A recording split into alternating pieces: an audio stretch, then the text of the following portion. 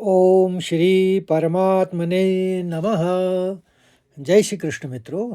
आज हम अपनी इस यात्रा के 154 दिन पूर्ण कर लेंगे और मैं आपके सम्मुख तीसरे अध्याय के 33वें श्लोक को लेकर प्रस्तुत हूँ। यह श्लोक जीवन के एक बहुत ही कड़वे और व्यवहारिक सच को सामने रखता है। इसे मनोवैज्ञानिक यथार्थवाद या साइकोलॉजिकल रियलिज्म का अद्भुत उदाहरण माना जा सकता है। यहाँ श्री कृष्ण समझाते हैं कि इंसान का स्वभाव या नेचर कितना ताकतवर होता है। प्रसंग यह है कि पिछले श्लोकों में कृष्ण ने ज्ञान और मत की बातें की। अब अर्जुन के मन में यह सवाल आ सकता है कि यदि आपका मत इतना ही श्रेष्ठ है तो सब लोग इसे तुरंत मान क्यों नहीं लेते? लोग जानते हुए भी गलत रास्ते पर क्यों चले जाते हैं? कृष्ण इसका उत्तर देते हैं। तो श्लोक की तरफ बढ़ते हैं। सदृशै चेष्टते सस्वाफ प्रकृतेर्ज्ञानवानपि प्रकृति यान्ति भूतानि निग्रह कृं करिष्यति।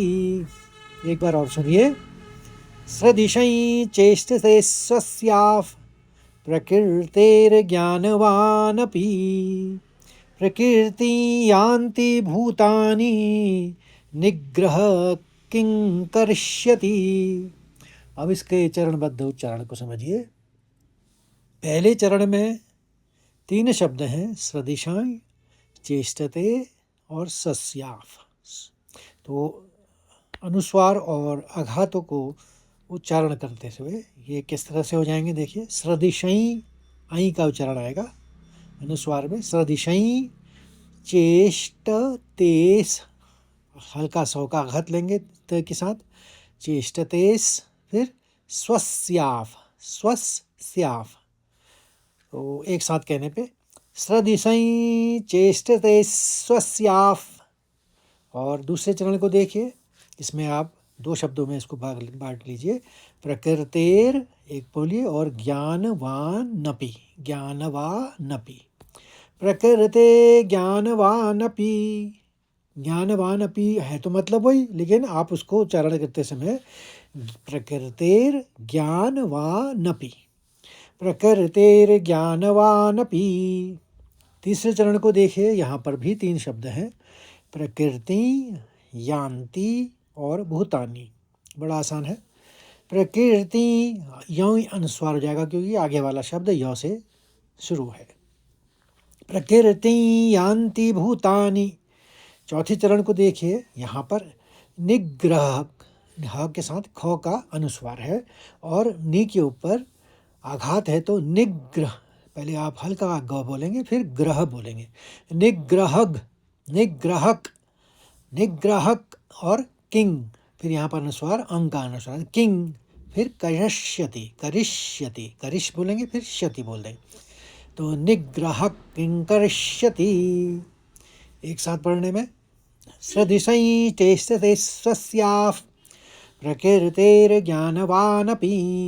प्रकृति यान्ति भूतानि निग्रह किं करिष्यति।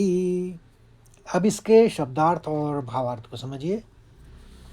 सदृशम, इसका मतलब हुआ के अनुरूप या के अनुसार। चेष्टते है, चेष्टा करता है या कार्य करता है। स्वस्या, अपनी खुद की, अपनी खुद की। स्वस्या मैंने अपनी खुद की। प्रकृति है, प्रकृति के या स्वभाव के। ज्ञानवान अपि, ज्ञानी पुरुष भी। प्रकृतिम, प्रकृति को, अपने अंतर्निहित स्वभाव को। यान्ति, प्राप्त होते हैं या अनुसरण करते हैं। भूतानि, संपूर्ण प्राणी।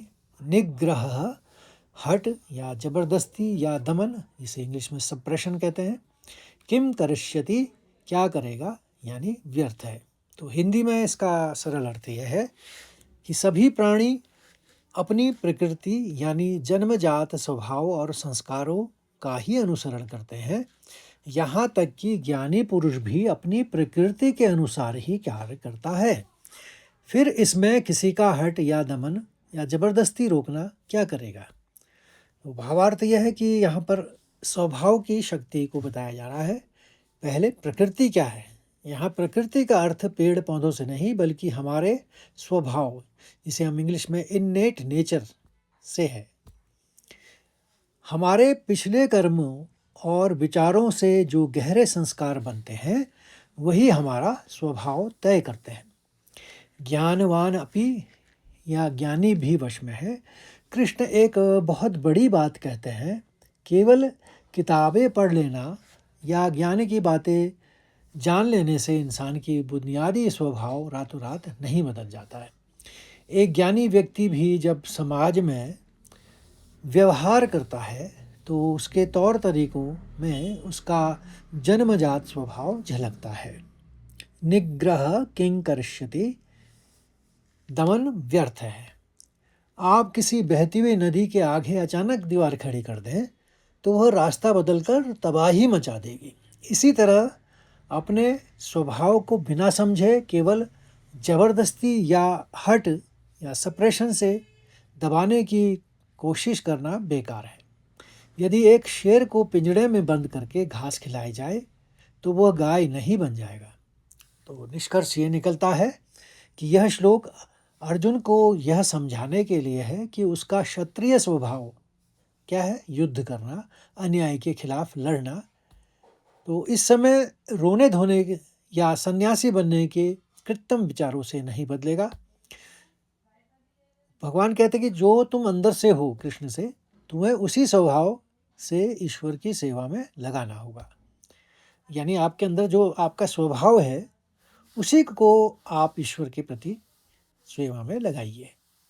तो मित्रों, आशा करता हूँ आपको यह श्लोक अच्छी तरह से समझ में आ गया होगा, और अच्छा लगे तो प्लीज़ लाइक करिए, शेयर करिए, कमेंट भी करिए, और आपकी ये यात्रा किस तरह से चल रही है और कितने आप लाभान्वित हो रहे करके इससे मुझे बताइए, और अन्य साथियों को भी इस मार्ग से जोड़िए।